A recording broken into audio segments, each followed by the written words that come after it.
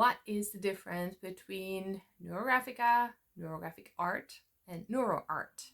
So that's the topic for our first Q&A today. I know that there's a lot of confusion about this in the community because all of those terms are not very clear defined, or and people use them in different ways.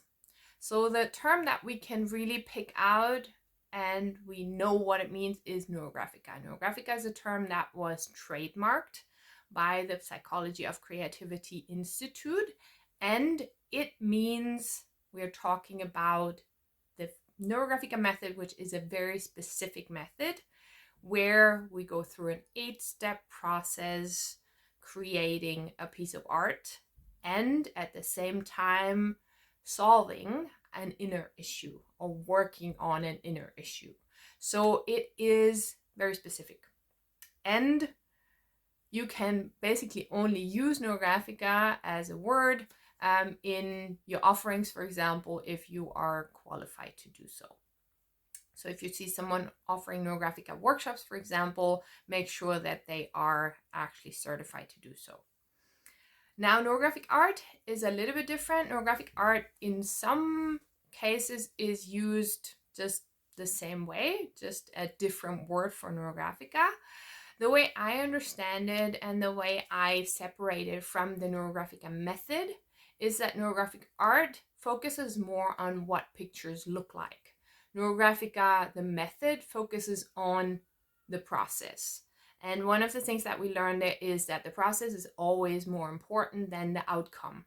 So it's not so much about what the picture looks like that I create and that it follows these certain criteria or, looks a certain way.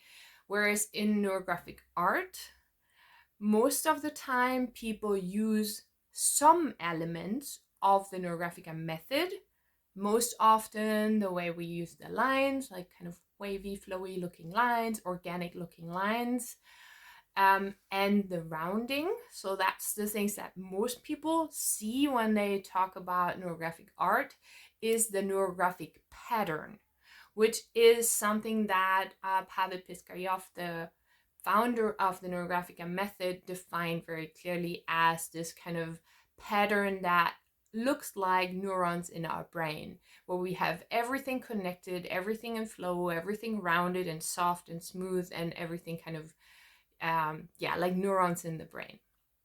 So that is what many people understand as neurographic art. So in a neurographic art piece, we don't necessarily have to follow every single step of the algorithm. Whereas when we talk about Neurographica and we don't follow the entire process, then basically we can't talk about Neurographica. We can use Neurographica elements. Also, it could be that a neurographic art piece works with an intention. That's like our step 1 in the Neurographica algorithm. The official algorithm is a topic, a theme, an intention, a question, a challenge. We start with an idea and then we bring it onto the piece of paper. So that's why oftentimes you will see me when I comment on your drawings or something, for example, in my group, in my Facebook group, I will ask, what was your topic? What are you drawing there? So it's not so much that we give a title as this is what this picture looks like, but we give a title in a way before we even start the picture. And in a neurographic art piece, you can do that, but you don't have to. It can also be straight up just using the visual form. So that about the difference between Neurographica and neurographic art. Now, NeuroArt is something that actually has nothing to do with Neurographica or neurographic art.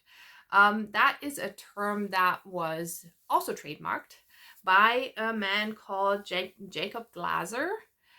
I couldn't find out anything about him though, so I couldn't find any art from him. But I found a trademark that was filed many years ago, I think in the early 2000s. And the trademark says it's about computer-generated art, and it's basically art that looks like neurons. So it, in a way, has something to do with Neurographica and NeuroArt just in the way it looks. The way many people are using NeuroArt, though, at the moment, is completely ignoring that there is a trademark. And I have to admit that I'm one of them, because I didn't even know that there is a trademark on NeuroArt. And I know that the Psychology of Creativity Institute and Pavel, they're kind of like taking this term as well. I don't think it's trademarked in Russian, so they can, in other languages, they can take it over. So it's a term that's being used for art that somehow has something to do with either showing like how our brain works in a way, or it could also, I know that some people have used it for art that is kind of mindful art, art that has an effect on our brain. There's other neuro methods that are kind of rising now, that are kind of coming about. One is, for example, neurokintsugi. I recommend everyone check that out. I can also connect you to someone who's teaching that, which I think is a really, really beautiful healing method. So there's other methods that are claiming the term neuro for themselves.